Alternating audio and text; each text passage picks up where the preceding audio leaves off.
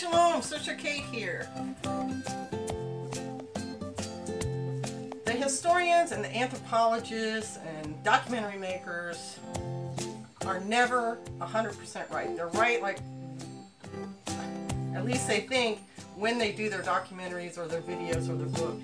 And then more information is always forthcoming. Someone else is always doing research and coming up with more information.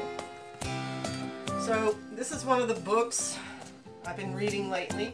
My son, the history major and teacher, found out about it, read it, sent it to us. My husband read it, and then I'm reading it. Amazing. And then this is the second book by James Michener that I'm going to talk about today, The Covenant.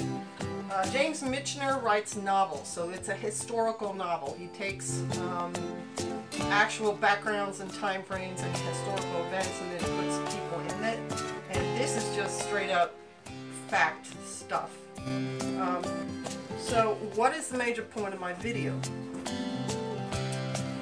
The common idea that peoples in general were sitting around being peaceful and interacting with each other and everything was okay is really false. And so each book covers a different place and time frame. The Covenant is about Africa,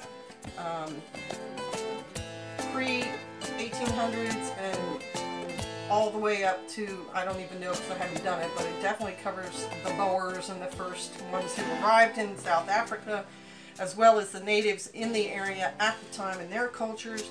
And then this one talks about same thing for the South American continent, the whole thing, starting from like mid-America all the way down to Argentina.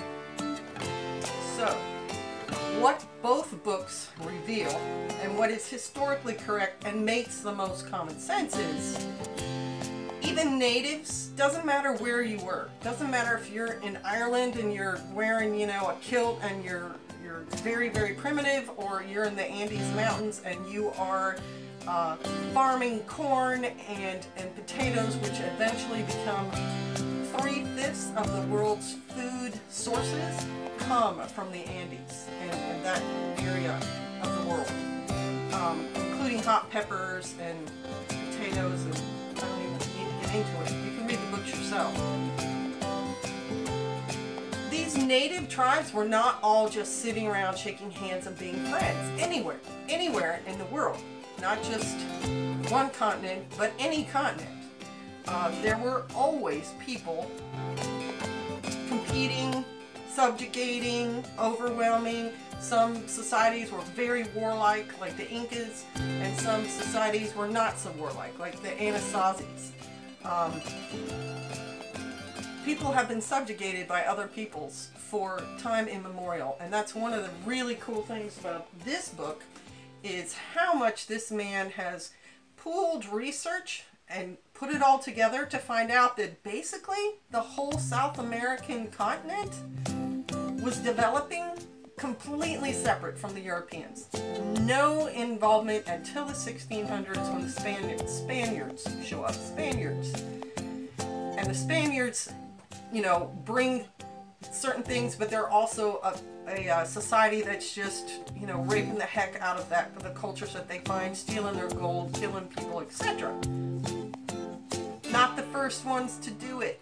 There were people there who, some of them were existing side by side and peaceably, and some of them who come in and just subjugate everyone in their whole area. And we're talking huge civilizations with major cities 9 miles square, with populations bigger than a lot of the large cities in Europe at the equivalent time, around 1200 AD, 600 AD.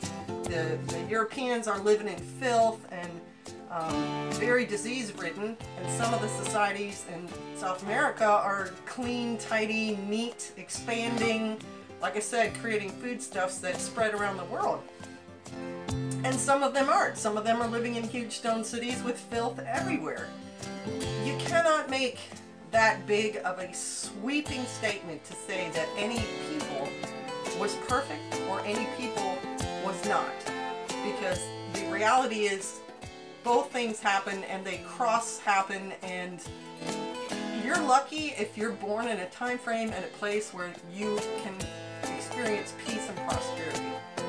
Even the Israelites are running and gunning. You know, they're going from place to place. They're having to fight different peoples. They're putting down roots and then having to unroot and move again.